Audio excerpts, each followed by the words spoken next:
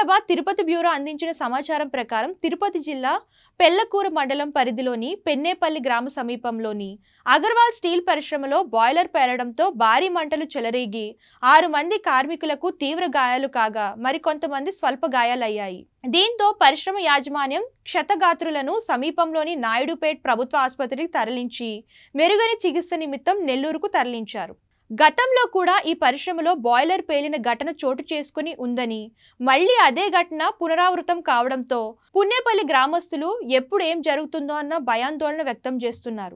యాజమాన్యం నిర్లక్ష్యం కారణంగానే ఇలాంటి ప్రమాదాలు ఈ పరిశ్రమలో సంభవిస్తున్నాయని, కార్మికులకు కనీస రక్షణ చర్యలు చేపట్టడం లేదని కార్మికులతో పాటు గ్రామస్తులు విమర్శలు వ్యక్తం చేస్తున్నారు. సంఘటన స్థలాన్ని స్థానిక డీఎస్పీ చెంచుబాబు, రూరల్ సిఐ సంగమేశ్వరరావులు, ఎస్ఐ నాగరాజు, అజయ్ కుమార్లు సంఘటన స్థలాన్ని చేరుకొని పరిశీలించారు.